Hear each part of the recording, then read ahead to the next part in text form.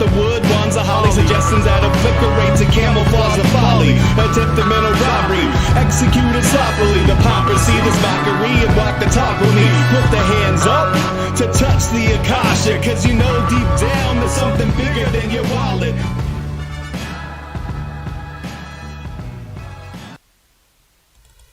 Sweet eternal balance of all that is good, true, and beautiful, friends. Welcome to your, oh my god, what day is it? Tuesday? Is it Tuesday? Tuesday night Rogue Ways episode. I'm losing track of the time here.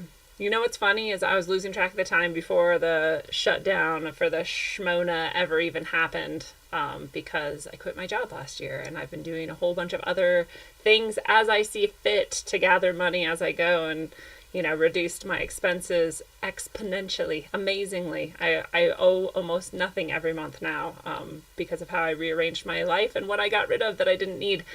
So it's been nice. I almost never know what day it is. But it is Tuesday, and so welcome. It's good to see you guys. We've got Philip in the chat. That means DLive is working. Yay! Sometimes it doesn't like to. What's up, Ty Scott? Yes, I needed to hear that. Thank you. Thank you for the reminder. And for anyone else listening or out there, hey, what's up? I'm glad you're here. If you're on Facebook, I don't see your comments unless you hop over to YouTube. Rogue Ways is the name of the show. You can find this live stream there right now. Or on DLive, you can also find it there. And either of those places gives me the comments, but Facebook does not. So you're welcome to watch on Facebook. Just know that I won't be seeing your comments, possibly ever, because Facebook loves to not give me my notifications, and definitely not live during this show. So if you want to interact with me, you'll have to jump over to one of those places. And I want to just remind people of the things that are going on with me. So I'll go do this one first. I've got my subscribe star here for you. There's tons going on here, including this giveaway for these cool what the hell are they called? Coasters! They're called coasters, guys.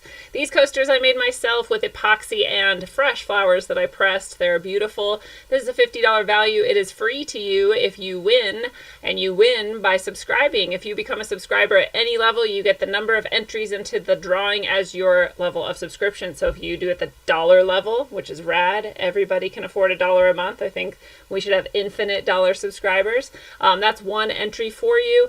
If you, what is this? Oops, sorry. If you do it at the $55 level, for example, oh my God, you guys, what am I even doing? Just give me a sec. Here we go. If you do it at the $55 level, you not only get the free tarot reading every month, but you also get all of the Subscribe Star content and 55 entries to win these beautiful coasters. Right now we've got a bunch of people entered, and I still haven't decided when I'm going to do the drawing, but soon. So go subscribe rather today to enter to win those.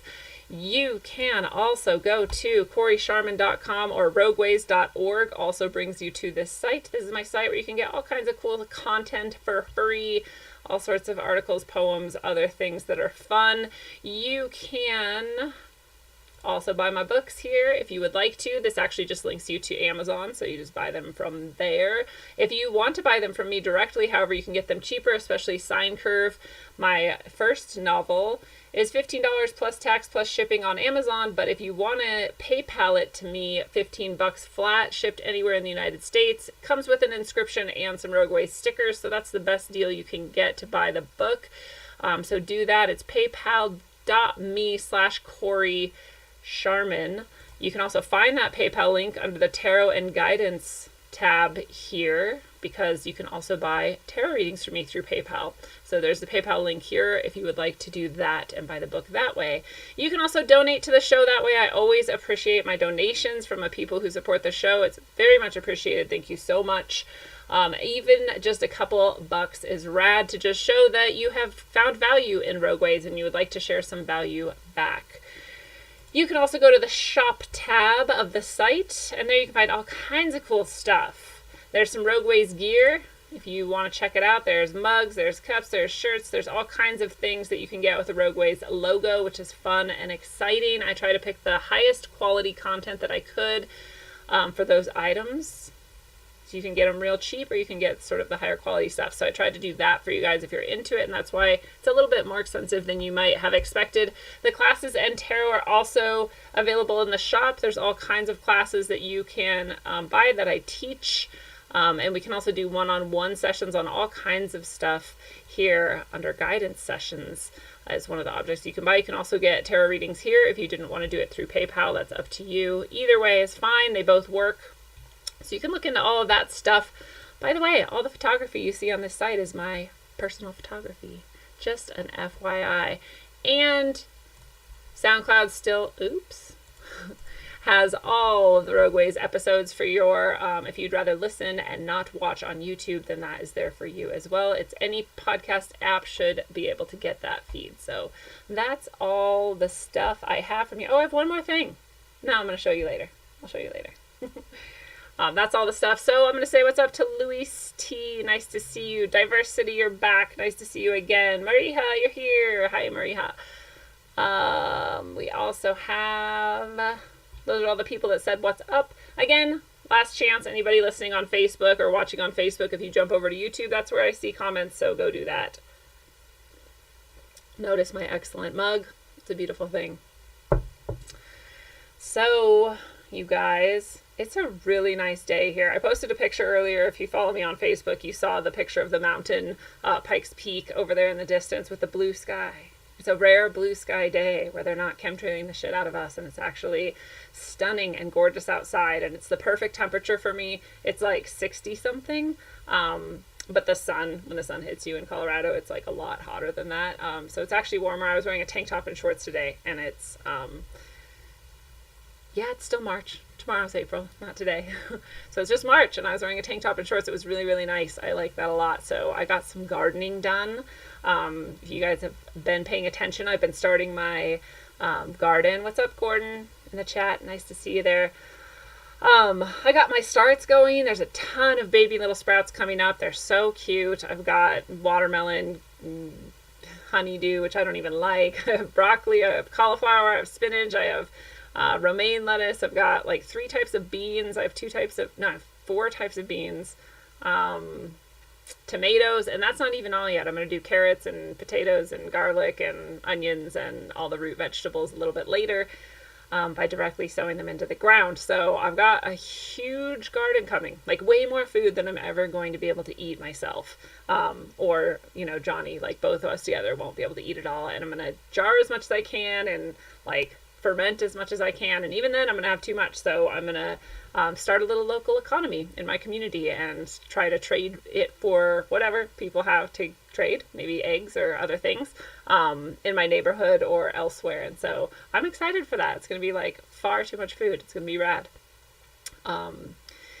And yeah, every day it's been sunny. It's sunny really, really often in Colorado. If you didn't know that, I didn't know that when I moved here, but it's like 330 days of sun or something. It's crazy. So they're really, really happy. And it gets cold at night sometimes, still freezing at night, and we're definitely going to have more snow and hail in this year. It's not a time that normal Coloradans would plant, but I have a container gardening method where I just pull things in from outside if it's going to be snowy or haily, and so they, we can get a really early start and still keep them alive, and then I'll throw them in the ground, I don't know, late May or something. We'll see. They'll probably be way too huge by then, but we'll find out. And the yard keeps getting better and better. Keep having all this time that we're here at home, even though for me it hasn't been much different than what I normally have experienced. So I'm cleaning up the beds, and the yard is looking like a real yard again, and it's pretty cool. And I have this plan where I'm going to take my little buckets, I'm going to go find an abandoned lot somewhere, and I'm going to borrow some of their unwanted local native plant species that I want in my yard. So I'm going to go do that soon. And then the yard will be even better, and it's just going to get better and better. So I'm really excited. Whenever I'm having some sort of, pandemic fear or angst at society's unwillingness to look at what it's doing to itself, or, really ignorant people who attack me for no reason just because they're emotional. Whenever that stuff starts to get to me, I try to go like put it into the earth, and it produces, then it releases all of that and it puts it into something productive, and it also produces something that I can actually use and enjoy and that other people can too. So it's a nice little win-win to take all that bullshit and try to shove it into something good. So that's what I've been doing. And if you didn't know, there was a recent roundtable. The most recent upload before this one you'll see was called Not a Pandemic ? And that is a roundtable that I was invited to do by James True. He put it together with Dr. Andrew Kaufman, who has been looking into a lot of different research about the alleged coronavirus, COVID-19, and the scientific studies that and literature that has come out about that in the past few months, and putting it together with some other scientific knowledge and understanding and studies, and coming up with some pretty interesting takeaways. And so I highly suggest you go watch the presentation part. At least it's the first about let's say 30 or 40 minutes of that episode is a really good, it's his presentation he put together on his findings so far. And so I know he's also put it on his channel. James Truth has it on his channel, and all the people in the roundtable have published it to their channel. So you may also see it on Secrets of Saturn. Jason Lindgren was involved, and Benjamin Balderson was involved. I'm not sure if he's published it on his channel yet, but you'll see it in many places because we all felt that it was the best way to get this information out to as many people as possible. And the main takeaways, I'll just let you know, are that the test that they're using has no possibility of being anything but very faulty. It is most likely going to have 80% false positives, or at the very least a lot of false positives, and there's no way that it can be sound scientifically the way they've put it together. So that's a really interesting takeaway, just to think about the tests and the testing that they're doing, and that Amazon and Bill Gates are partnering to get like a test in every house, which is amazing given how faulty they are going to be, or already are. And the other major takeaway that I took from it that was really interesting was that we have no idea what is causing this illness. We have no direct scientific evidence that it is a novel virus called anything, because we don't have that evidence. We have, you'll have to go listen to really get the understanding of why that is, but that was really fascinating to learn. And also that, as many of us considered previously, that this could be a number of things causing people to get ill, and we have no evidence that it's really anything but some kind of illness that's going around. We don't know what it is, but I just want to point out, too, some other things to consider that may or may not have come out of that video. I can't remember, but there are things that are in my head that I think are important for us to keep in mind. I hate spending this much time even talking about it when I want to get to the homeschooling side of this talk, but I think it's important. And one of the things that I think a lot of people don't realize is that the policy now, the way that we're handling this alleged pandemic is that we have what I guess you could call like magnet hospitals in each region. And so the hospital will be designated as the place where COVID patients will be taken, or suspected COVID patients will be taken. And so when you think about, we've even got like, the Dr. Fauci or whatever, the head sort of guy on the response team at the federal level or whatever. We've got him, and we've got all of these people now coming out, including like the WHO and CDC and the British government, all these places saying like, actually the death rate is really pretty low, pretty normal for most viruses actually, and it's not actually or it's not at least a critical or like, extreme thing that we need to be overreacting to. And they're even saying this, but we still have these people who are saying like, look at all the bodies and look at the hospitals, they're chaos. And we do have a few videos of some hospitals somewhere that seem to be a bit chaotic. And so, but when you think about that, think about even if we have the rate of a normal flu, and even if we have like that many people who are getting sick, or even slightly more, but even if you just took like a normal flu and you said anybody this year who gets sick with the flu has to go to this hospital, yeah, it's going to look overrun. It's going to look fucking crazy and chaotic, because you're shoving all the people who are having sudden, acute respiratory failure or other, severe flu-related responses, especially the people who had, immune suppressed bodies or whatever, and you're sticking them all in there at one time. It looks crazy. If you let them all go to their normal hospitals they would have gone to, it would seem just like any other year. So I just want you to think about that. If you're taking all of one thing and you're putting it in one place, it definitely makes it look like things are insane. There's definitely going to be a higher than normal number of bodies in that place, because it's like if you had like a fire and like a bunch of people were in this building and they were all burned and you sent them all to one hospital. It's going to look like the fucking whole world is burning and everything's insane, but it's actually just that many people at that one hospital seems overwhelming. So think about that funneling that they're doing. And when you see these videos that are very convincing, you're like, oh shit, something is actually going on. Just remember your logical brain and just think about that possibility that the only reason it seems that way is because they're funneling it all. And I don't know, I'm not God. I didn't go there. I haven't asked them all. These are the things that I've heard and that my logical brain has put together as possibly explaining why these things might seem that way.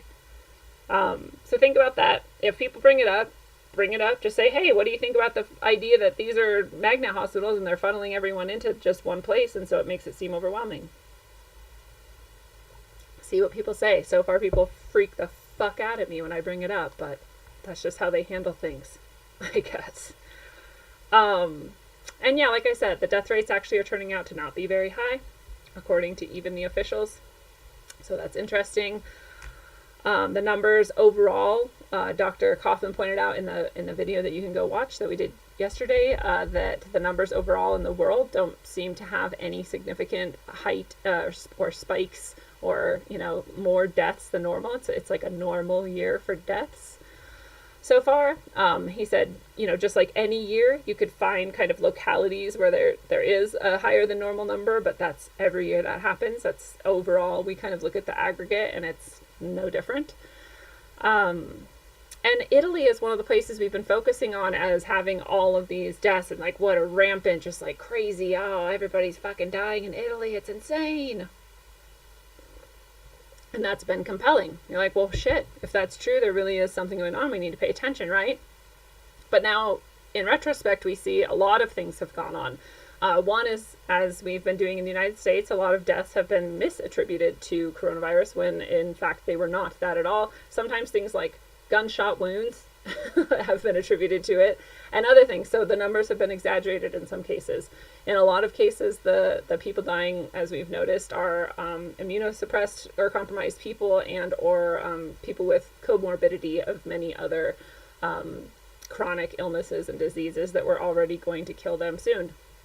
But Italy specifically also has apparently a very high average age. The average age there is really old. So you would expect Italy to have more deaths in most places if their population is older, especially given all of the things that we just went over. So there's another reason why Italy might seem to be a bit crazier, is that. So you have to keep all of that in mind. The misattributions of deaths, the average ages, the people who seem to be dying, the average yearly deaths normally, even outside of this scenario, and all of those things make it seem like this is really being drummed up out of nothing, even if there were a novel coronavirus that were killing people, which we don't have much evidence for. So keep that in mind. Another thing to keep in mind is, as always, we see the media lying outright, just flat out liars in so many ways. And one of those ways is lately they've even have scenes from some fucking movie of like coffins laid out in like a large room. It's like from a movie. You can go see the movie scene and then you can see what they showed on TV and it's the exact same scene. So they literally are going into movies and just finding scenes that fit their narrative and just plopping it into the stream, hoping that people are just like too scared to notice, or that even if someone does, no one will listen to them because everyone is fucking insane right now. But so they're doing shit like that too. So there's just flat out lies like that. We also saw where they used like a hospital from Italy and said that it was in New York or something, and it wasn't. And so they're lying in that way too. And then you see like just regular people from all over the United States and Canada, regular nurses, regular doctors saying like, we're kind of bored, like nothing's happening. They've been pumped up and getting ready for this, and then nothing's happening. And some people say like these things come in waves, and if it is a virus running through the population, then that would make sense. And so maybe there's something coming. Like, again, I'm not God. But it is interesting that so many regular people on the ground are taking their cameras and going to these hospitals that are supposedly overrun and saying like, look, there's nobody here. And you can find those videos all over now. And you can go to your local hospital and check it out. Mine's pretty dead, but we don't supposedly have a lot of cases anyway, so that wasn't surprising. But it's interesting to note that. So that's also coming out. And despite all of that, as always, it is always a good idea for you to stay healthy and to keep yourself of sound body and mind and soul so that you can prepare for and take on anything that might come at you.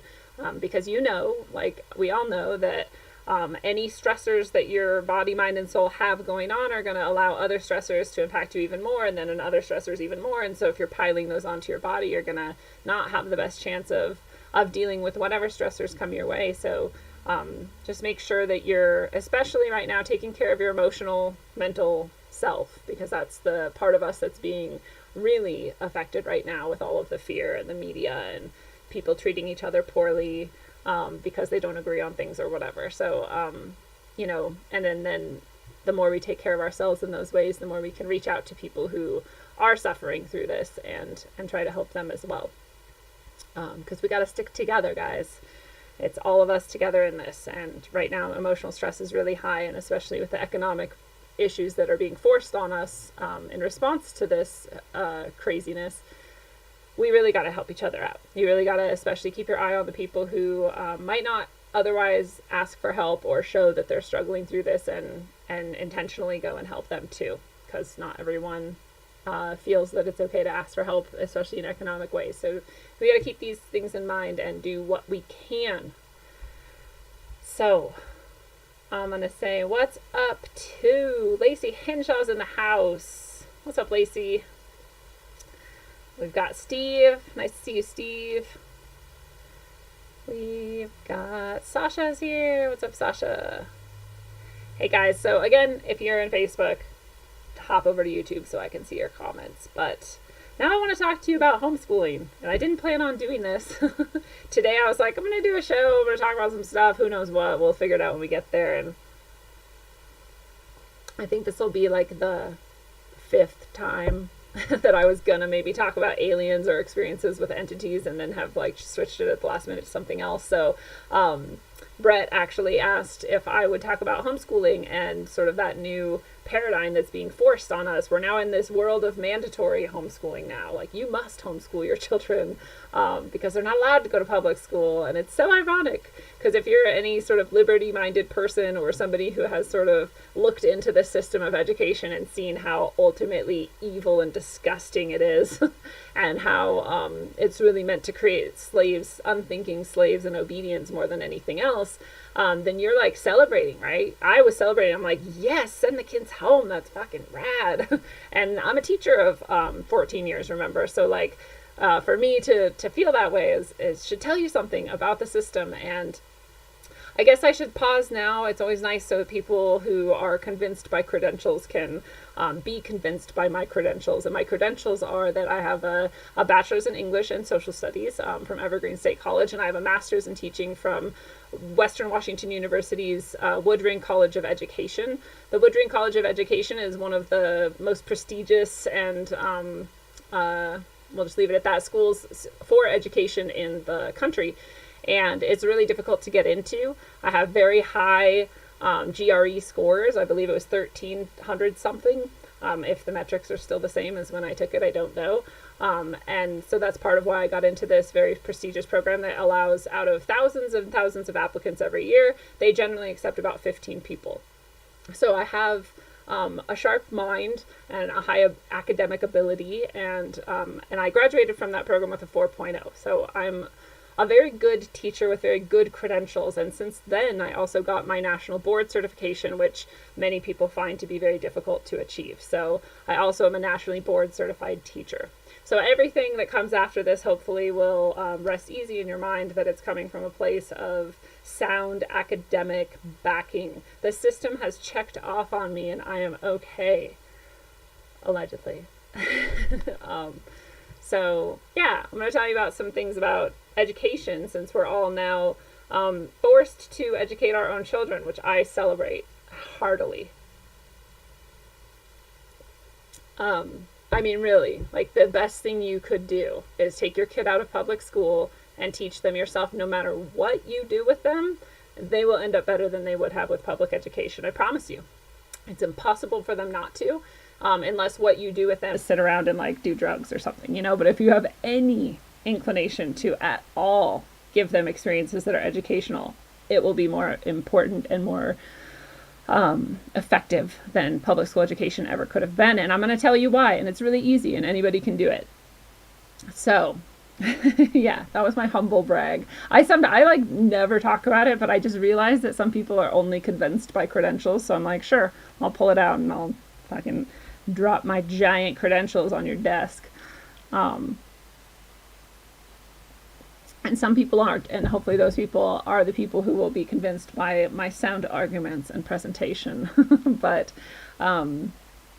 so the thing is that the state has now forced, you know, all kids to be at home instead of at school. And they've told schools that you have to provide education still for the kids who are at home, which makes sense. This is especially in states like Washington, which is where I spent most of my time. It's part of the constitution of the state is that you have to provide education for every student and whatever. And so the way that they're doing that often, and this isn't universal or ubiquitous, this is just very, very common at least, is that they're saying, okay, all of you teachers, you still have to provide some sort of content for your kids, for your students. And for students, what they're saying is, we would like you to do this. They don't have to do it. So the teachers, and so when you set that up that way, first of all, most students are like, why would I do it then? Like, that's what I would do. I'd be like, why? I'm not going to do it then. Like, screw your shit. And even those kids who do want to still do it, the teachers already now have not much incentive to make this content of the curriculum very high quality, because they're like, well, there's not even that many kids who are even going to do it, so who cares? And that's not all teachers, and that's not, but this is like this is what you're kind of setting up, is that kids don't have to do it, and teachers therefore don't necessarily or want to put too much effort into it. And there's no, time limits and whatever, so it would be pretty hard to make anything that could be consistent or effective anyway. But that seems to be what's happening so far. There's some distance education, there's some digital programming and whatnot, and that's available to people. And we all know that, as shitty as public education is, even when you're doing things normally, it's just going to be even shittier under this circumstances. So if you are having your kid do that education with that situation set up, it's going to be even worse than normal. So like there, you have every reason to take this opportunity and do 100 billion other things that are all going to be way, way better and really easy for you, that you do not have to work very hard on at all. And I'll tell you how. But first I'm going to say what's up to Sue. Sue, hey, it's nice to see you. Oh, thank you. It is a nice mug, isn't it? You can get one at the Rogueways store. Rogueways.org. So, parents are now on their own. In a lot of cases, there's a lot of places that aren't really offering curriculum anyway. And so parents are left to sort of figure out what they're going to do. And some parents are buying curriculum. And so this is an opportunity now for me to tell you that I do sell curriculum as well. All of the curriculum that I created myself over the 14 years I spent in education is available to you to purchase here at Teachers Pay Teachers. My store is Curriculum by Design, and I'll paste that into the chat right now for people who are interested to go check it out. But please don't buy it from that site. If you see something there you want, I am happy to sell it to you for half the price that you can get it there. But there is a lot of content there from me and billions of other teachers that you can go buy stuff there. There's also a lot of free content out there in the world, like from Khan Academy and other places, including colleges, which we'll talk about too. But that's available to you. And if you want any of that, just reach out to me, email me or whatever. Yes, dadgummit, someone got it. I did it intentionally to be to the Aladdin song. Thank you. And welcome, dadgummit. Good to see you.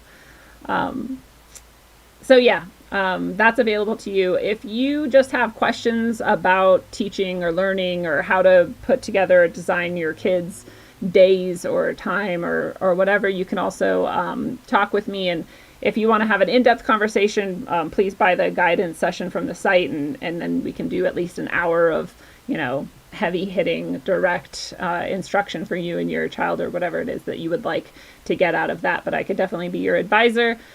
Or what do they call that?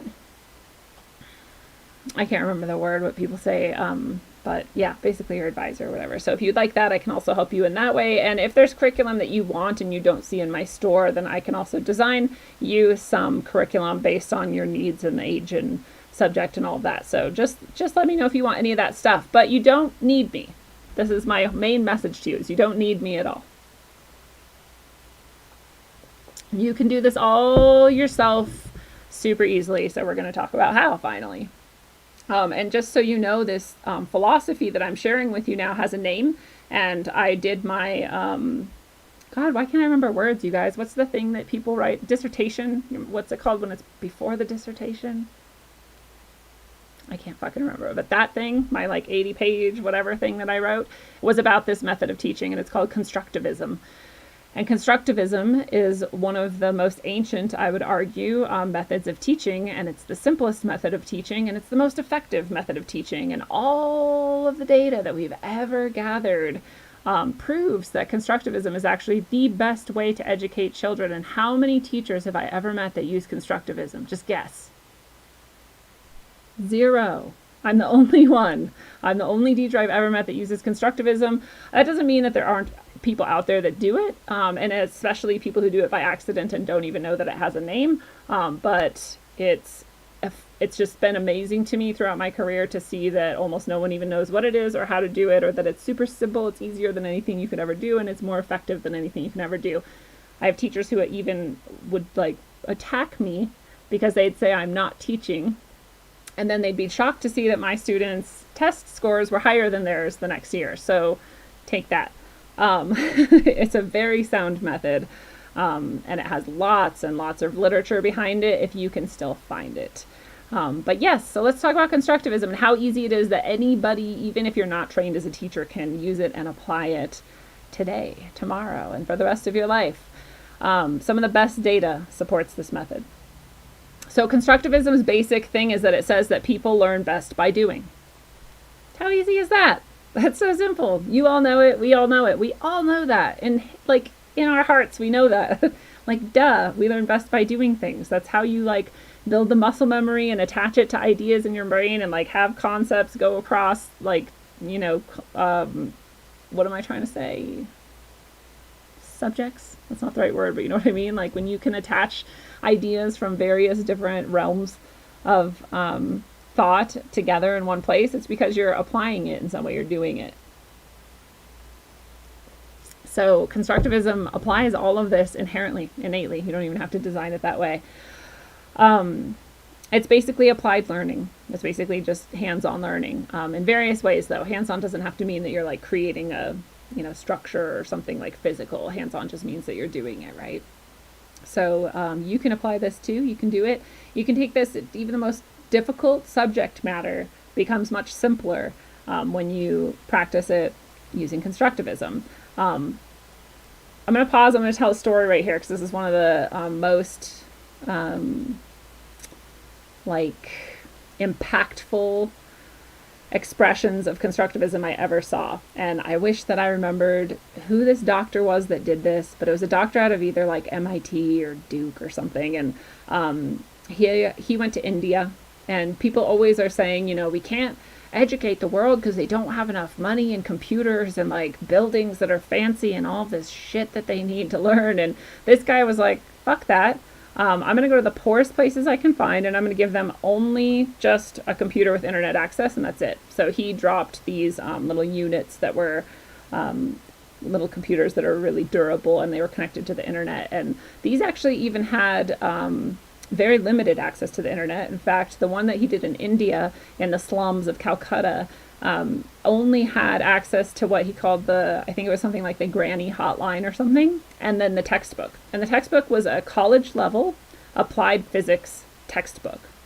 The kids that were taking this course that he was offering were average ages 5 to like 12. Very young kids taking this college level applied physics textbook, and all he did was give them a question, and it was a question from a college level applied physics final test. So it's kind of open-ended, as a lot of those can be. And I don't know the question. You'd have to go find this and look for yourself. But it's obviously very difficult. It was a college level physics class, final test. So he gave them that question in the textbook, and that's it. And then access to the granny hotline. And the grannies, these older women who volunteered to be available 24 hours a day for whenever these little Indian kids would call them, they were only allowed to do one thing, and that was to just reaffirm and praise the students. That's it. So the kids would call them and they'd be like, oh man, I don't understand how this like coefficient does the blah, blah, blah. And this like, and they'd be like, oh, that's really hard. I can imagine that's really hard, but I know you'll figure it out. I know you can do it. And that's all they could do. They could not answer physics questions or any other questions. They could only encourage and support these kids emotionally. Those kids, all of them, 100% of them were able to then do the math and figure it out and answer the question correctly. No teachers, just access to a textbook and praise. That's constructivism at its roots. So there's a really clear example of what constructivism is. You're like, fucking do it. Just do it. You just do that, and I'll just be here to encourage you and to like support you in that. And that's all. The results are stunning. Obviously, if we did only this, we would have physics geniuses who are like 7 years old all over the world, because we would stop pretending that going in little tiny packets of information all together as a group, and just like not actually practicing anything, but just memorizing it. Like that clearly doesn't work. I don't know why we're still doing that. I do know why. It's because we don't want people who think. But anyway, you get my drift. That's what constructivism is in a nutshell. So you could take a bunch of time to create a bunch of curriculum that's like, okay, here's the like first thing you need to know about physics in this equation. Here's the next thing you need to know. And you could like walk someone through it. And that person might get to the same place that those kids in India got. But they might do it a lot slower, and they might, most likely, they'll get to that place and they'll kind of have it. And then like a month or 2 or 3 or like 4 years later, they'll be like, I don't even fucking remember that shit. But those kids, they did it themselves, and it's all internalized. And so they're probably, most likely, as you know, if you've ever learned anything, they're going to remember that like forever. They're going to internalize that. They're going to keep it forever. They're going to be able to connect it to all kinds of other experiences and build even more scaffolding with which to learn other things on. So you can leave all that tedious shit behind, and instead of trying to create all of that shit, you can just do stuff. You don't even need to change your routine. If you're a person right now at home trying to figure out how to homeschool your kid, you can even do this with just shit you already do and need to do at your house. So, for example, unless your routine is like doing drugs and watching TV, that's probably not going to teach anyone anything. But if you're doing normal shit, you can learn a lot from any normal thing. You'd be like surprised. Like we get all like bogged down in our processes and our ideas of what we're doing or whatever. We forget that there's some really good lessons and information built into everything that we ever do. So what are you normally doing at home? Let's say you're cleaning. You're cleaning. You're like, how could cleaning teach anybody anything? Cleaning is home ec. First of all, that's a class we have at schools, is how to clean shit. There's even schools that have like literal classes where you go and you learn with the, we don't call them janitors anymore. We call them custodial technicians. You go learn with the custodial technicians how to do their job. That's the vocational education right there, right? So it's home ec, it's vocational education. But even beyond that, you're like, yeah, that's stupid. That's not really school or whatever. There's chemistry involved in cleaning. You can look at the actual chemicals. You can go research what they do. You can go tell your kid, be like, read this bottle of fucking cleaner and go find online all those chemicals and tell me what, their toxicity is or what's their pH balance or like whatever. Go, just go do that. You don't even have to know the answers already. You just have to give them the thing to do. That's constructivism. Go do this, right? And then you could even tell them, okay, how can we create our own cleaner instead of these? And now you have a science project, right? Where they have to go figure out what ingredients, where to get the ingredients, what processes you might have to do to them in order to like combine them in the safe way or whatever. That's just from cleaning your house. I'm serious. That shit is like powerful learning, because now they're doing stuff themselves and they're making their own things and they're doing their own research, and then they're presenting their findings to you and you're discussing like, oh, maybe we don't want to mix ammonia with bleach because we'll die or whatever. These are like real applicable life skills, and they also connect to all the same shit that we pretend to teach in school. like chemistry and science and, or even if you're like, okay, now go buy the materials for this cleaner you're going to make, but you only have $10 to do it. So you have to now learn how to like get the best deals or whatever, that's math. There's math in there too. And it's child labor. Yeah, that's right, Philip. Making them do the work for you. But honestly, have them do the work. Like they should be doing that anyway, right? This is how we learn responsibility and how to take care of ourselves. And that's just with cleaning. What else do you do at home? You cook. You think that it's like mundane and pointless or like that there's no lessons to be had there, but there's tons of lessons to be had there. And they're the same types of things. Like cooking itself is a skill that so many people don't have. And if you don't have it, now's a really good time for you and your kid to learn how. There's so many videos and resources out there for you to learn how to cook. So if you're not yet cooking, then you should definitely take that under your belt and do it. And teach your kid. There's, again, home ec. We have whole classes at high school levels even where we're teaching kids how to cook. So you can do that yourself at home. And that's a real lesson that actually matters, that is a regular high school would be teaching that now you've done yourself. It's super cool too, especially if you have like family recipes. Now you're also teaching about sociology, and that's also something that we teach at high school and college. And maybe there's some history tied in with that, And there's definitely physics. My friend is a fully certified chef, and she talks all the time about like this is chemistry. Cooking is chemistry, especially baking is chemistry, but all of cooking is chemistry. The heat and the elements that you're combining and like what's a fat and what's a starch or whatever, these things are aspects of chemistry, and it's just applied chemistry in your kitchen. It's kitchen chemistry, and it turns out with delicious products that you can then eat, which is awesome chemistry as far as I'm concerned. It's the best chemistry. So you can get into all that stuff, and there's definitely math involved in cooking, right? You're measuring things, there's fractions, you multiply things if you want to do like 3 batches or whatever, and it's kind of basic math. So if you have like some high school aged kids, then maybe this isn't as applicable to you, but even tiny kids can do cooking stuff, and it's actually like the best way to learn fractions is by actually doing physical fractioning. You can say like, here's like 4 orange slices and we need 1/4. How much is 1/4? And like you're teaching fractions at a fundamental level that actually gets in your brain as a concept that you've internalized instead of a fact you've memorized. So you can do this with cooking. If you're repairing something at home, now that you have all this time and you're like, actually, like we need a new step here or whatever, like that's even better. If you're actually going to do stuff like that, that's super vocational training. That is all the same things we've talked about in the other, and PE.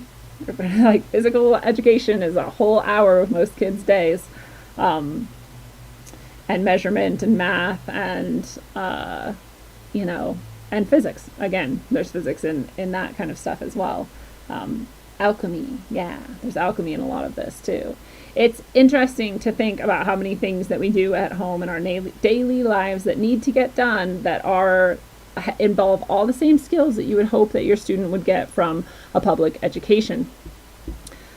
That's all. A lot of that I just talked about is for the younger kids up through middle school probably, and maybe a little bit of high school. You'd be surprised at how basic most high school really is. I mean, really, it would surprise a lot of adults forget how basic it is. It's the upper levels of high school and college that we start getting into things that are maybe a little bit more advanced that wouldn't be involved in our sort of daily home life and tasks. But the best home activity that can teach the most in the most areas and subjects is gardening.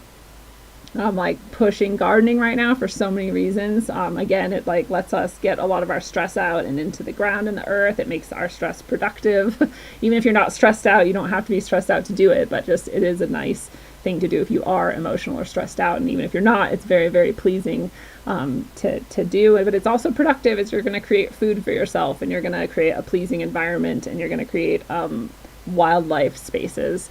There's so many good things about gardening. And it involves like every subject that has ever been taught in any place ever. It's biology. You're learning about the whole life cycle and these celled organisms and how they survive and what they take in and what they put out and what you have to give them in order for them to do it. So it's hella biology. It's math. It's philosophy, because there's all sorts of different ideas about how you do this best and why you do it and what it's good for, right? Actually, all of the things we've talked about today could have philosophy involved, as long as you just build in a reflection element with your student. It's physics, it's chemistry, it's PE, it's occupational education. It's all of those things wrapped into one. The best thing that you could do with your kid is start a garden and have a garden, and it's the perfect time to do it if you haven't done it yet. And just to make it intentional, as you're doing all of these things, make it intentional. Ask them questions about it, about why they're doing it and what it is and what it means and all of these things, because that's how you also get people to learn, is you ask them questions and have them reflect and come up with answers. And that thought process is a type of synthesis of information, and the product is them telling you back and answering the question. So it's a really easy way to get those higher levels of thinking. Is applying and doing and reflecting and synthesizing by answering it. So let me check in with people before I move on from gardening. Sue asks, are those the same as Waldorf school? Oh, I think you're talking to someone else. Steiner schools. I don't actually know what a Steiner school. I've never heard of it. I've heard of Waldorf and Montessori, and I like both of them very, very much for various reasons. Montessori I like more because it's very constructivist. It's almost entirely built on constructivism, and it's built also on age-appropriate activities and letting kids choose what they want to learn.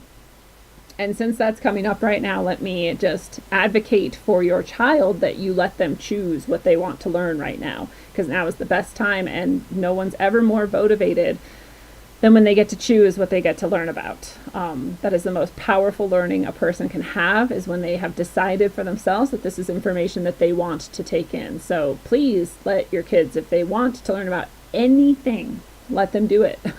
Let them do it in a constructive way. Even if it's something that you don't approve of, like they're like, well, I want to learn about the sex habits of, like other countries or whatever, like fine, do it. Just like you have to actually have real data that you're drawing from, and you have to, be able to present to me what's happening and why or whatever, like make it constructive, but let them explore. Like you're there for them now to guide them in ways that you would like them to think about things and to provide your perspective back to them, no matter what they come across. So it's the perfect time. It's a perfect time to encourage them to learn in all the ways that they can. Back to the chat, sorry. Rudolf Steiner is a Waldorf school spinoff. Okay, maybe I have heard of Steiner schools. There's something tickling my brain that maybe I have. There's a lot of really cool school models out there that are built. Most of the really good ones are built on a constructivist sort of attitude, and a lot of them have that sort of freedom of choice in what a child is going to learn, and I love that. There's really nothing more powerful than that combination, especially with thoughtful adults who aren't egotistical and petty and don't want to just control your child and get, emotional satisfaction out of harming them. What else is going on in the chat?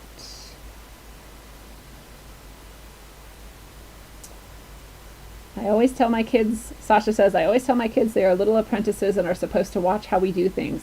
Absolutely. Yes. You should ask questions, be thoughtful, and the best way you can get them to pay attention is by asking them questions and expecting a response. You're like, why am I doing this right now? And they're like, oh, maybe it's because of this. Start a conversation, as simple as it is. Again, you'd be really, really surprised how simple the things that we do in school are, and you can replicate all of them at home very easily. Arwen is in the chat. What's up, Arwen?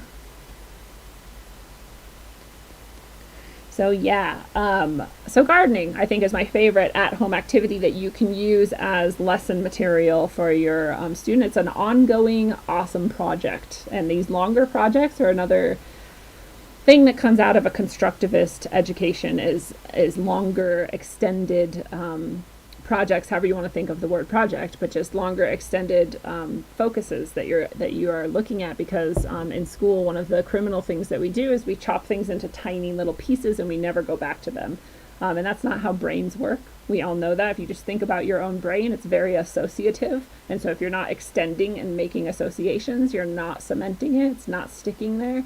So we do a great disservice when we do that. So these longer things like having a garden, having that be part of your project, that's perfect in so many ways. It's a beautiful way to educate. Some of the smartest children I've ever met are homeschooled children, and much of their curriculum is just working in the garden year round. I'm not joking, they're like the smartest kids I've met. So, yeah, there are some schools, like Garden says, that have a garden. Oh, never mind, that's not what you're saying. Well, anyway, there are some schools that have gardens as part of their curriculum, and it's really, really cool sometimes. Sometimes it's run really well, and the garden is participated in by kids who are little kids, like kindergarten, all the way through high school in various ways, with biology and chemistry and math and all the different disciplines was the word I was looking for earlier. And if they're run well like that and have all the ages participating, they're often huge, and they produce all this food, and the whole district then uses that food to supplement the really shitty school food with healthy food, because school food is prison food. And when we put our garden produce into the school program, then kids are healthier. So it's all around a win-win-win. So schools who haven't done that yet are sad. And there's most of them haven't, but some have, and it's been really cool to see. But yeah, your kid, your child, whatever their age, they can do all of those things we just talked about in various ways, and you don't have to work very hard for that. You can just say, like, me as an adult, tomorrow I need to do these things. I need to go shopping, I need to do laundry, I need to clean this, I need to build that thing, and I need to work in the garden. So that is my kid's curriculum for tomorrow. And while I'm doing that and my kid's helping me, I'm going to make sure that what I'm doing is pointing out the various different things that we could be learning from this and asking them to reflect on it. And it can be as simple as that. And then once a week, you can have them sort of like maybe write up, like, here's what we did and here's what I learned from that and whatever. And now you're having them, kind of try to synthesize it in some way, or, further that, sort of cement that in their mind. So you can do all of that without you even trying. You don't have to grade anything or correct anything. You don't have to buy a curriculum ahead of time. You don't have to plan it out ahead of time. You can just be thoughtful in the moment with your child, and that is a very, very intense, actually, educational experience for them. Especially your kid has always been looking to you more than any other adult for their information. So when you're showing them and saying this thing is important, pay attention to it, even if they're in that stage where they pretend to hate you, they're paying attention to it. So use that to your advantage. But mostly they're a living, breathing being, and all of us would like to feel like we're doing something and that it matters in some way, even if it's very simple, like the bathroom is now clean. Even if it's just that, we're like, I feel good about that, and especially if your kid is one who has struggled in school, these are the type of things that can build a lot of that self-efficacy, where like, now I feel like I can learn and I can do things and that they matter to someone and that I'm doing them well. And that's a really crucial part of any child's life. It's feeling like they're capable and valuable to people. So let your kid learn in that way. It'll be very, very powerful. And maybe the thing you're doing seems too complicated to be sharing with a little one, but even then they're absorbing as much shit as they can. So as much as you can just break things down for them, and explain to them just even small aspects of something, they're going to try to latch on to as much as they can. And again, you're the person they're looking to absorb from more than anyone, so they're going to absorb that more easily than anyone. Or maybe it's something that's too simple and you think this, nobody can learn from this. There's always something that someone can learn from anything. It's amazing. I dare you to give me an example of something you think nothing can be learned from, and I will show you how something can be. So you just got to look for that, and again, turn it into a question or a reflection opportunity to deepen the learning there, and that'll give you more results. And dude, it's tax time. If you haven't done your taxes yet, that's a rad activity to do with kids. Make them figure out all the answers to the different things that you're supposed to plop into the tax form or whatever it is. Have them add stuff up. Ask them, as a percentage of my total gross income last year, how much has the government taken from me? Use your return as part of that equation, and now it's even more complicated. And now they're learning super awesome lessons, not only about math, but about fucking government. right? So have them do that with you. That'd be an awesome activity to share with them. So many lessons there. So many good lessons. Now you're going to start to create a nice little anarchist. It'll be beautiful. And like the most important thing for you to remember, I think, when you're homeschooling, there's two things. One of them is time, right? I think the huge mistake that parents make when they're homeschooling is they're like, well, you would be in school for 8 hours a day, so we're going to do 8 hours of school a day. No. You think about, first of all, it's 6.5 hours. Second of all, take out like half at least of every single hour that they were supposedly learning, because they're not learning the whole time. That transfer in between classes and the time it takes to get started in a new class and the time it takes to like wind down in that class, that takes away like half of that class's actual learning time. So you're just like, now you're down to like 3 hours, right? I'm not exaggerating. 14 years of experience, take my word. Like there's no more than 3 hours of actual learning going on in any given school day. And divide that now by there's 30 kids in the class. So how much time did your kid actually get focused and applied with any kind of guidance in learning something? Now you're down to even less than 3 hours. I'm not exaggerating. So if you are spending any kind of focused time with your kid for even 3 hours a day, you've already surpassed public education. So stop stressing about like how much content you need to give them and like how much time it has to take and all of that. You're already doing better than the school has done if you do 3 hours. I promise you, I'm not exaggerating. I know people who do less and their kids are smarter than the same age kids in school. I promise you. So just think about that. 3 hours is a lot already, as Arwen says in the chat. 3 hours is a lot to just learn in any given day. So that's a good amount of time. If I were homeschooling my kid, I would say maybe 3 hours of actual applied, and even the activities I was just describing, like cleaning, gardening, and whatever. I'd say 3 hours of that is plenty. But more importantly than even that is that you should always keep in mind that actual play, real playtime, is good learning. It's the best learning. When your kid is playing, all play in the human brain and psyche is meant to be educational. All play is meant to help your child solve problems and learn about how to be a human better. That's what play is for. And we should all be doing it, but we're not. We definitely don't do it in school. Maybe a tiny bit in PE and like really structured, shitty ways. But like let your kid play. In fact, make your kid play, because I have a feeling that most kids that we're talking about out there are pretty like hooked into a screen, and that we've decided that that is education for them. And some of it can be good. I'm not totally poo-pooing that. I'm just saying like that's not necessarily very great education, and it's definitely not playful. And so another thing I would do if I had kids I was homeschooling right now is I'd say, about 3 hours of education a day is plenty. And that play is the other, let's say 3 hours that you have to do without a screen. You have to make up for yourself what you're going to do. And kids are going to do stuff with that time. They're maybe going to throw fits if they've never been forced into that before. And so you may have to get over that hurdle.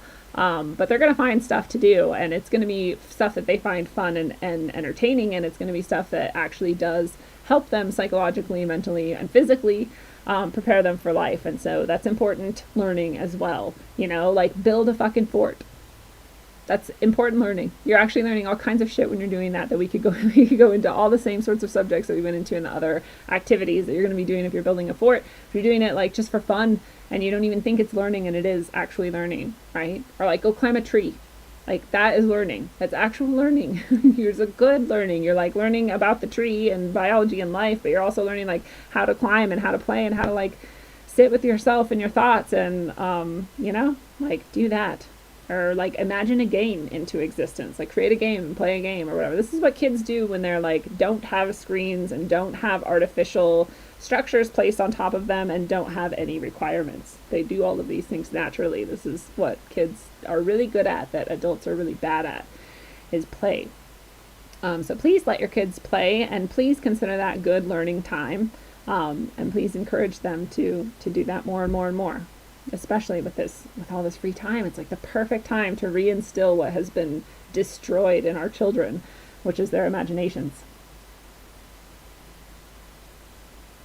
It's like the most shocking part of teaching for me was learning how few kids had any instinct or inclination to play, and how few of them had any imagination left. It had been killed out of them by the time 6th grade was the youngest I taught, and they still had a good amount. They were pretty good, actually, but every year after that, it was like less and less and less and less, and it's very depressing. So please take the time this time to give them back that they have been deprived of. And maybe you're like, dude, Lindsay, this is, even that is like too much. It's just, some days I don't want to do anything, and I don't want to like teach them and help them reflect on things and whatever. Like, cool. I totally had those days as a teacher too. And those ended up being movie days. And that's also cool. That's instructional too. You, in fact, like any activity you do, you can take that and make it a learning activity just by reflecting with your kids, just by talking with them about it. That's already education better than they get in school. They often don't get to actually talk about their ideas about things with people. So like take a day and watch a movie, or like walk around the block and just like look at different bushes or something and like wonder what they are, like try to figure out what they actually are, like bring a guide with you, or like listen to the birds and talk about them or whatever. But like, you know, it's okay. You can do whatever you want. Watch a documentary. There's a billion out there. They're all educational, you know, even if they're ones where you're like, I don't really like the message of this one, like even better, because now you can talk to your kid about like, why do you think that they made it seem this way in this movie? What do you think their bias is? What do you think their message was? What do you think the message would be if someone else had made it, and what would be different about that? You know, like you can tear apart ideologies. You can watch stuff you don't agree with even, and make that a really good educational experience. In fact, probably better than most. Or any media. You could watch even a Hollywood movie and be like, wow, notice how they specifically put in this idea here. What does that have to do with the plot? Why did they even put it in there? Like, why is this person playing this character even though it's supposed to be a Japanese character and it's a blonde white woman? Things like that. That's educational too. Right? And then I think it's best probably to sit with them if you're watching media like that. But even if you didn't, if you were like, okay, you guys, like, go watch this, I need to go do this. Afterwards, we're going to reconvene. I'm going to ask you about these types of things. So be paying attention, right?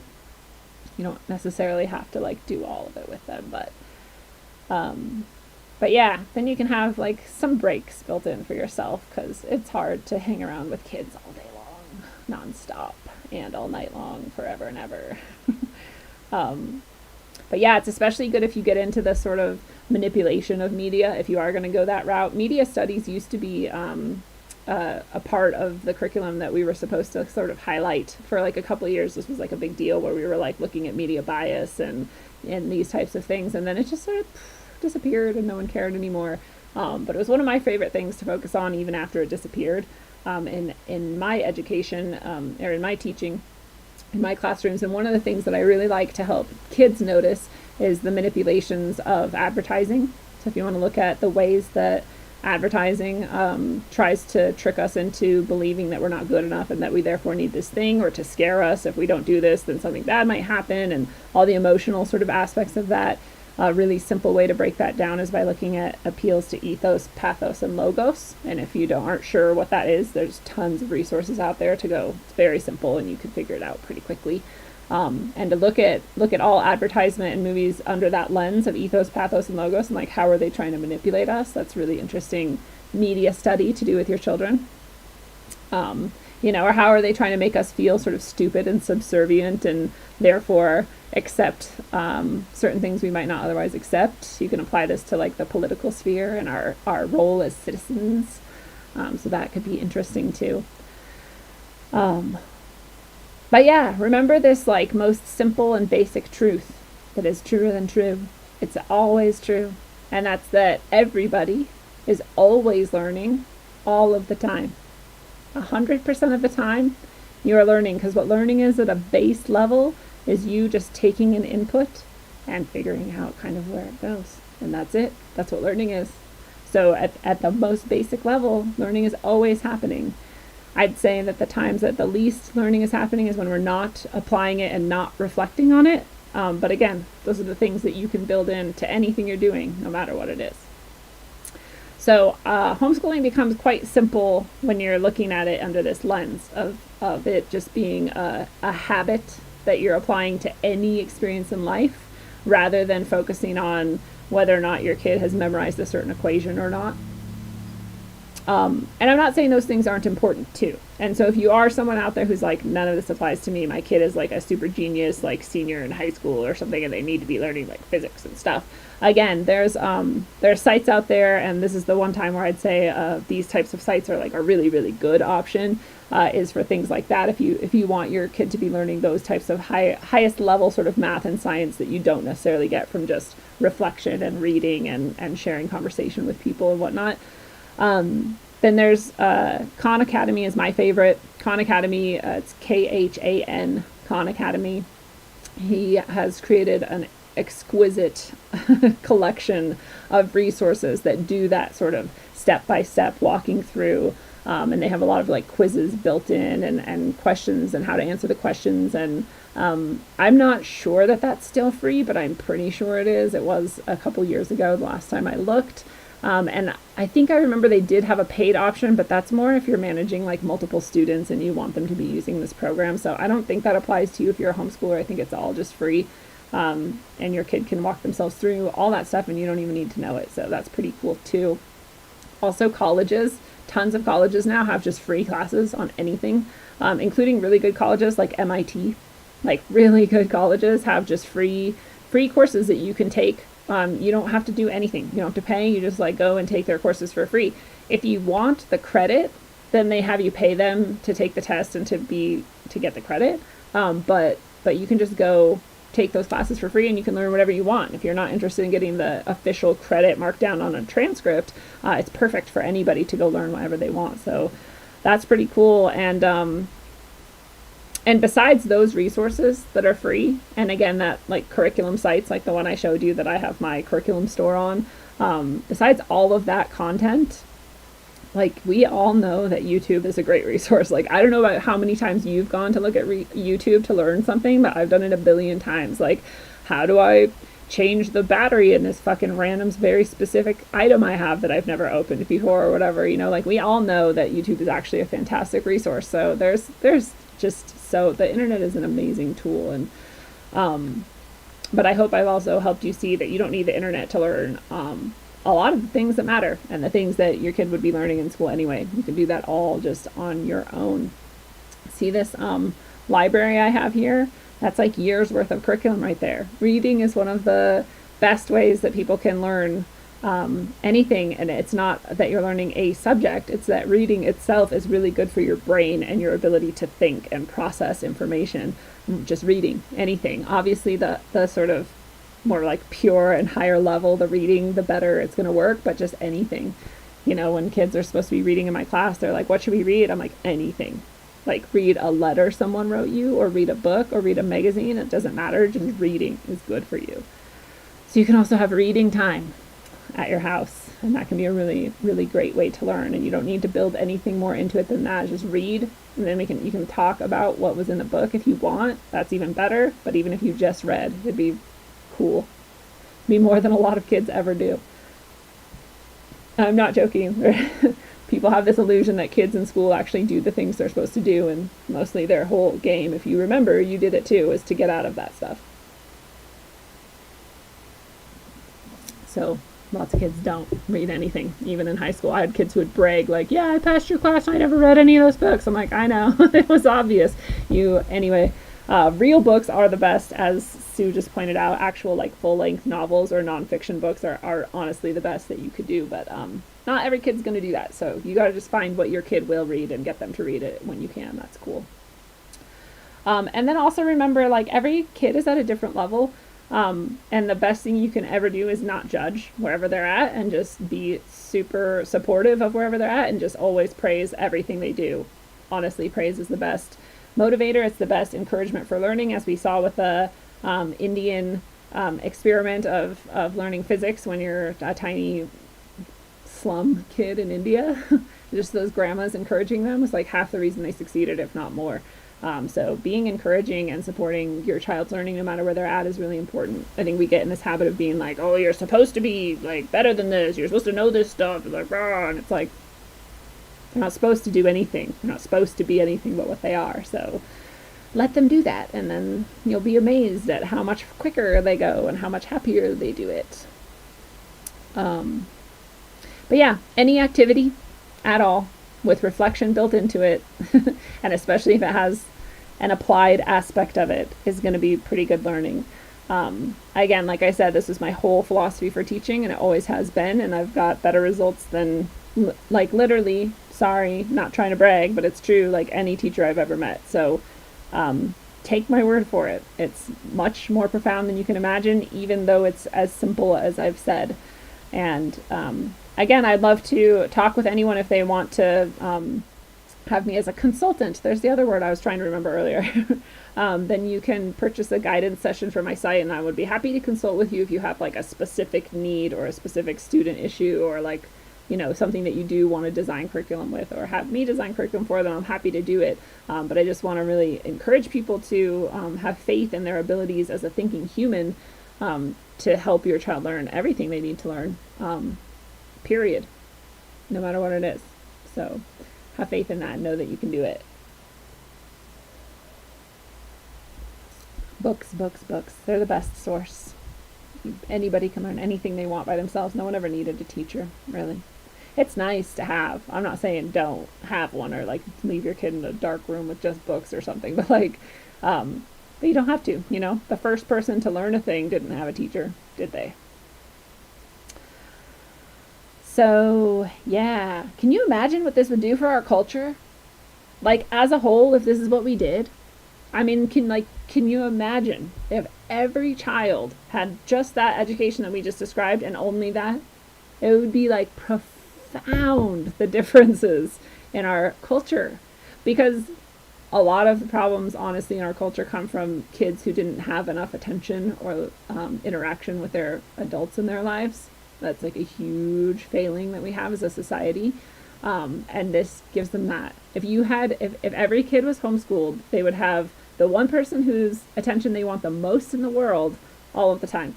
Like, just that would change so much about our psychology as a culture, and how we, you know, interact as people in it. It'd be very fascinating. I would love to see it. So this is like, part of me is so overjoyed that we're forced into homeschooling at this time. I love it more than most things. It's one of the few silver linings of all of this stupid fucking bullshit. And hopefully, because we're being forced into this and parents kind of have to do it, like, hopefully parents will see the benefit in it. Hopefully people will see this huge sort of uptick in positive behavior from their child, and exponential growth from their child, and you know, this better relationship from their child. And hopefully they'll be like, wow, this is actually like really good. That's my deep hope, is that is what we will see, is that parents will see that they can do this. And maybe then we'll have to develop ways that we can help more parents homeschool, because it isn't very sustainable for a lot of people. You know, we have there's just a lot of reasons why a lot of parents can't do it. Obviously, most of them economic, but maybe we can, you know, learn to collaborate, to share with other parents. Like, oh, I'm going to take all the kids over to the fucking place. I don't know. Maybe it's a museum, or maybe it's like a hot air balloon ride. They're both equally as educational. We're going to go do this thing. So I'm going to take, like, you know, 7 kids instead of just my one, or whatever, however many you can fit in your car. And you can start sharing those types of things, like, in a group, and then people can kind of make it more robust in that way, and more experiential in that way. And maybe some parents will start to learn that, like, you know, maybe we don't need like another boat, or like an extra shed in the backyard, or a bunch of shit that we buy from QVC, or whatever the fuck people do with their money. And maybe we can find ways to like have less stuff and less payments per month, and maybe that way one of us can stay home and homeschool the kids, because it is so much better for them and for our lives.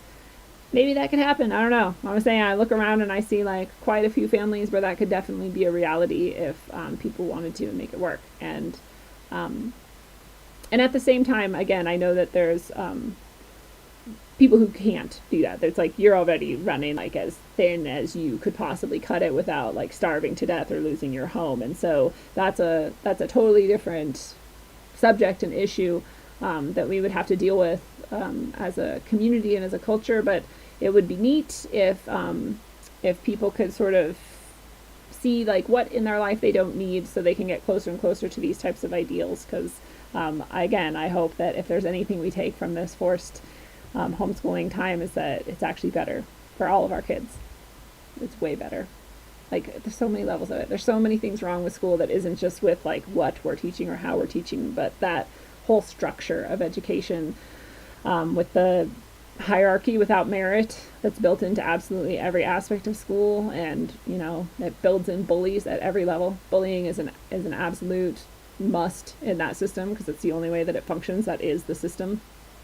There's just so much trash. It's all trash. But yeah, I know there's like single parents, and I know that there's people who couldn't possibly get by on just one of the even if you're in a 2-parent situation, you couldn't possibly get by on just one parent's income. But you know, there's ways in community. If we build good communities, there's ways around even that.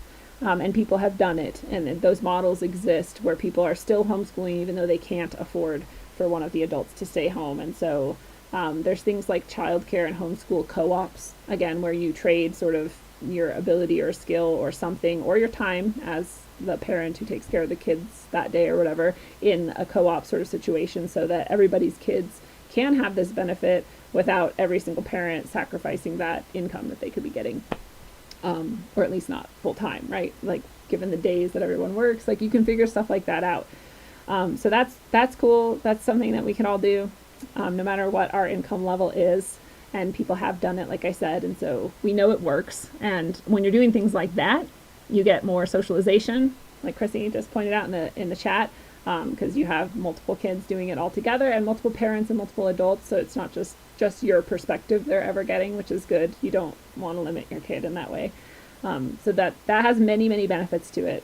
We could do that even if we don't need to, because of economic reasons, and it would still be good for everyone. And so, and then you could have a shared garden. Community gardens are like even better than just your individual garden. They're more productive, they're easier to maintain, there's less time goes into it. Like, community gardens are rad. I almost joined one this year, but it was so far away and it would have taken so much of my time. So I just am doing my own in my yard. But my ideal is that you would have community gardens, and that you could do that in this situation. And that could be really cool for everyone. So, and you might even find there's other things that you can share in that type of a community, like meals or outings or things like that, that like you get something social and beneficial out of it as well. You know, some people are assholes and you don't want to share a meal with them, and you don't want to share your kid with them. And sometimes you learn that people aren't as much of assholes as you thought when you get past some minor bullshit.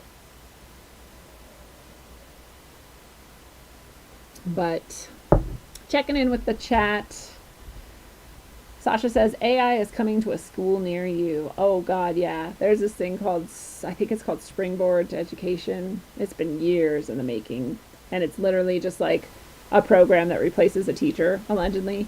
But it's all built on that trash methodology of education that doesn't actually work. It's all built on that like piecemeal, you know, step by step, like right or wrong. There's no sort of like reflection, or like, it's so bullshit. And that's what we're going to get if we have AI education. Like, whoo, it's going to be fucking disturbing. So I would like, if I hadn't yet pulled my kid out of education, as they start to implement more and more of that stuff, and we're already partway there with all of the like Chromebooks that every single student has, and everything's done on a computer now and whatever, that's when I would pull them out, especially if I hadn't yet done it, is when they moved to the AI teacher. Oh God, it's disgusting. Let's see. The public education system could get a remake. That'd be rad. You know, there's been like times in our history as a country, as a nation, where enough teachers and enough of the populace were like, why are we doing things in this way that we know isn't effective? And they start to change things. You know, there was a wave of constructivism in like the 60s, you can imagine. 60s and 70s, teachers were like, oh yeah, why aren't we doing things in this way that we know works way better? And then that gets like squashed. Because that's not, I mean, there's a reason that school is designed the way it is, and it is not for your child's benefit. It is not for creating thoughtful, critical thinkers who can do for themselves. It's for creating subservient slaves. And so if you ever get away from the slave education, then they always find a way to bring it back. It's not an accident. You know, the people in the system like myself and the principals and like us little cogs, we're not the ones that are bringing it back to the slave level. It's the policy level and the top-down bullshit that forces it back that direction every time it kind of scoots away the other way. So I really, really doubt that the public education system will ever be anything what it is unless we have like a whole entire awakening and revolution as a like nation that cannot be squashed, where people just recognize, you know, we're not going to do this anymore. We're going to do it our own way, which could happen and be cool.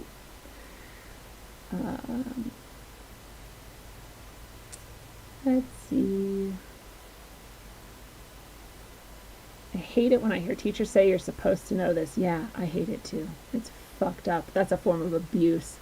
Most teachers are abusive assholes. They don't even know it. They're just fucking abusive assholes. They'll say things like that. You're supposed to know this. Or they'll say things like, if you still haven't gotten it yet, then I can't help you. And it's like, well, then you're a fucking failure, you piece of shit. Not the kid. Like, you are. Ugh. And you can't tell I have, like, a lot of trauma from teaching. It's horrifying. It's horrifying. It's hard to watch kids get just mowed down day after day in every single possible way, and they don't even know it. They just think this is life and this is how normal shit goes. And it's like, this is the most disgusting abuse that we could ever perpetrate. It's funny, you guys, I've kind of put these talks together. I just have like a little like bullet list of things that I want to say, and then I'm like, that's probably going to take me like half an hour. I'll just have it short today, and it's always like an hour and a half later. But I'm like, oh, I guess I talk a lot. I'm glad you guys can enjoy some of it and get something out of it. Social distance. Fuck a social distance. You know what someone pointed out today? This is fascinating.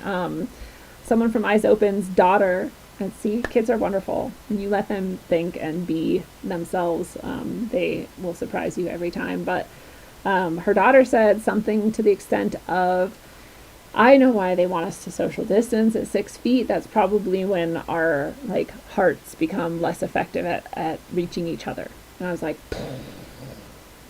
dude, that's fucking true. Like, that has to be true. That has to be part of it. There has to be some like emotional level to this where like we're sending to each other in our eyes and our minds, and our hearts are propelling it, and it's easiest to get within like a 6 foot range. And here we all are like trying to stay away from each other, and we're not going to be able to send it to each other in that way. So remember, we got to keep the light alive and stay close to each other and fuck a social distance.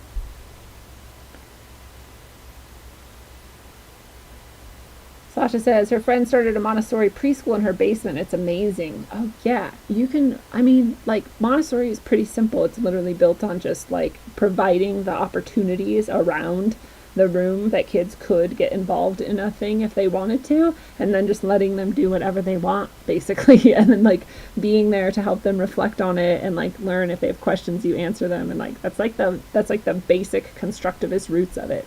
It's just that. You can do that for any age, in any situation, in any way. I'm sorry, I'm like jumping all over the chat, you guys. I have no linear abilities right now. Yes, it's so simple. Chris says, you know what makes me happy? If I cook or bake or fry something and someone eats it and they like it. It gives me great joy when someone likes my food. I'm serious that, Chris, you are actually providing a public service for people when you cook for them and have them eat your food. It's like something magic happens when you create something that someone else can then use to not only enjoy but gain sustenance from, and you're sharing that with somebody. I think it's a beautiful thing that people like greatly underestimate the power of just cooking and sharing it with people. And then imagine if you're involving your child in that and they get to experience that joy too of sharing this with other people. It's almost like a service, right? You're like living in service to others. You're like, I'm going to create this thing for you because I want you to be happy. What a beautiful thing. It's such a simple thing, and it's so beautiful. And people Don't do it because they go out to fucking eat at fast food and restaurants and rob themselves of this experience. But yes, it's an excellent, and sharing food together is a fundamental part of our connection with each other, our social aspect of ourselves that probably a lot of people aren't doing right now because we're social distancing. So now is the time when we need feasts together more than ever. Just do it. Be like a rebel by having food with other humans. What a stupid time. Yikes.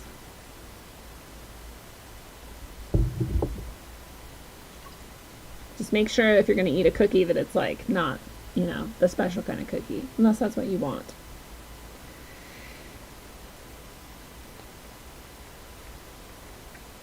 I think I wish many teachers cared as much as I do too, and I think that most of them think they do, and I think that most of them really are doing the best that they can. I just think this system produces people who have never questioned a fucking thing in their life, and they jump through all the hoops to get to where they're at, and they were told that this is how you do it, and so that's how they do it. And they do genuinely care about kids, and we're given an impossible job, and it's stressful as fuck, and you can't actually do the job that we're given.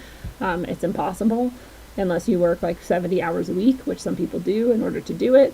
And then you're stressed out and you have no life and no social connection and all of these things. And it's just, there's so many problems built into it intentionally that like I get mad too, and I talk shit about teachers too, and it's easy to do, but we do want to remember that they're also products of this shitty fucking system that meant for them to be that way, and it's not really their fault in that way, and it sucks, and we should try to wake them up and try to do what we can. And it would be cool if everybody could see through all the bullshit and do their best to get around it, but we'll do our best and hope for the best in the future. But I think that in general,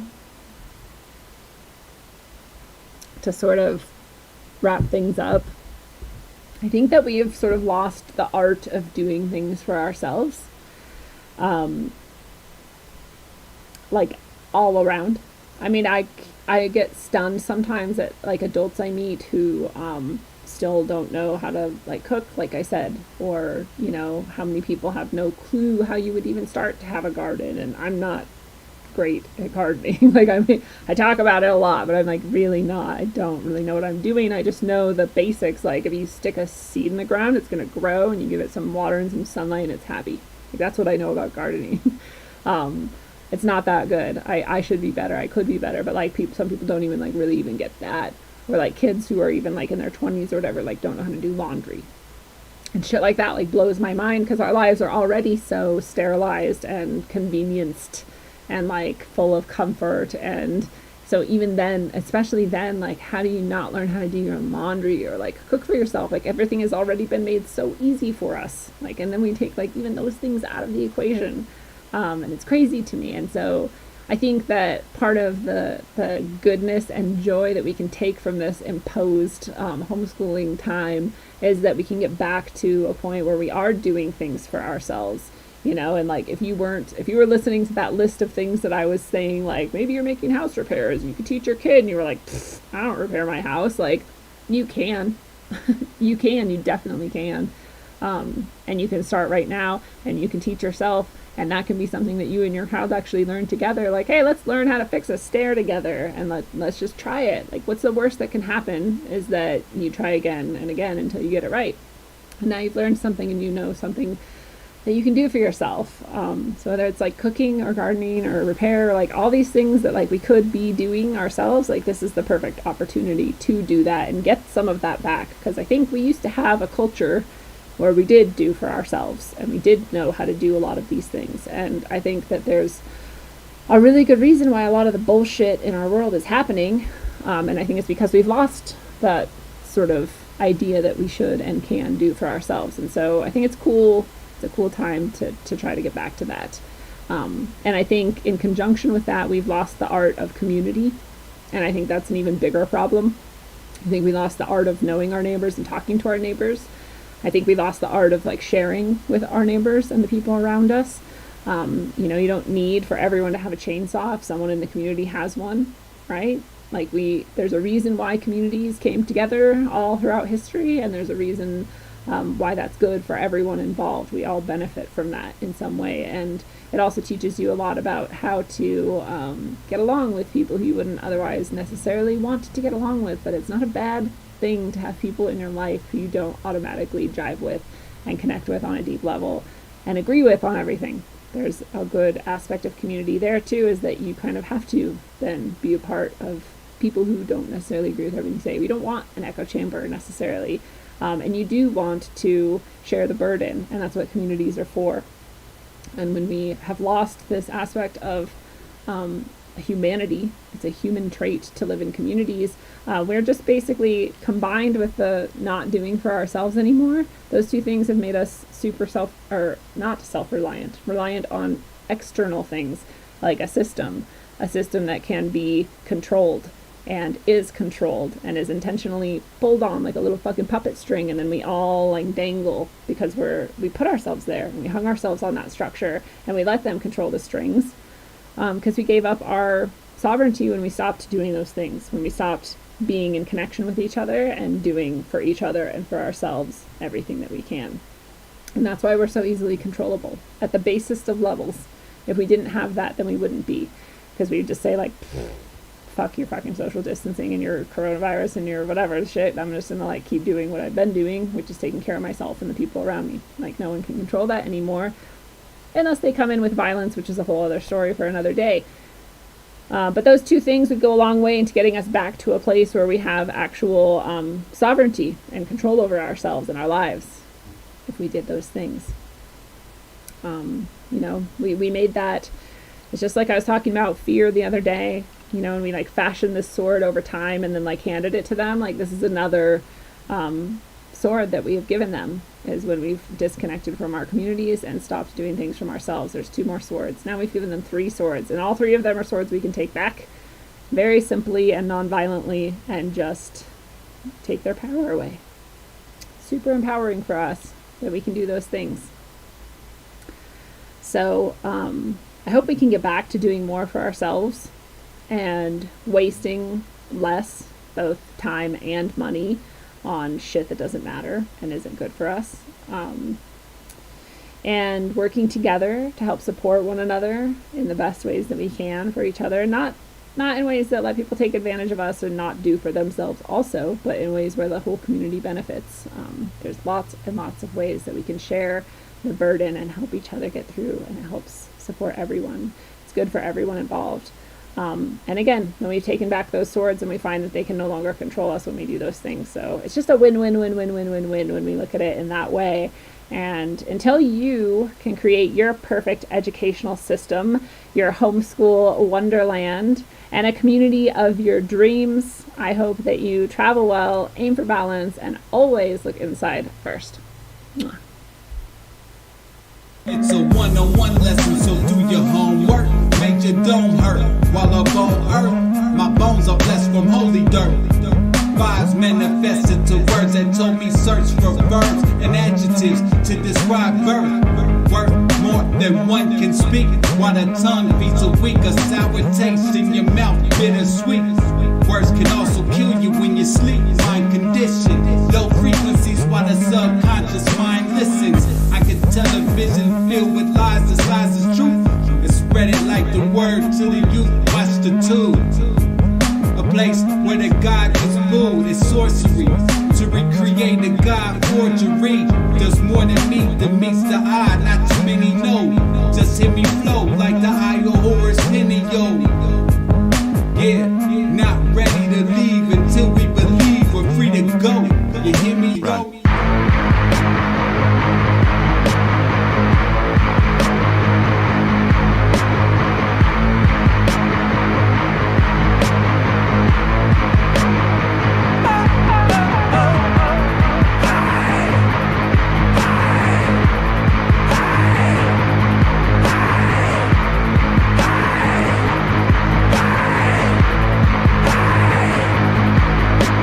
Sculpted from the ether, the material will eat ya. Stuck on this plane, lanes use jet fuel to greet ya. The dimensional 3 ain't meeting me on top of the 4th. Didn't climb Jacob's ladder to squad with a sword, forged with Yggdrasil, branched out, try quiet your lamps now. Ascension past the matter, let they slam out they damn mouths. We ain't on land now, but they under over in a stand, sacrificing wisdom, hoarding dumber, kosher, wicked hands, putting faith in worthless worship of the mortals, artificial portals, mass ingestion of the black goo, bioengineered morsels, conversing with machine elves, bypassing maggots. They stuck on Android screens now. I'm scrolling emerald tablets, Moloch living lavish, off the backs of the savage. Them clasped hands at the Sabbath, smack of energy damage. They done twisted the tongues with nanotech in the lungs. The awakening's begun. All they really can do is fucking run.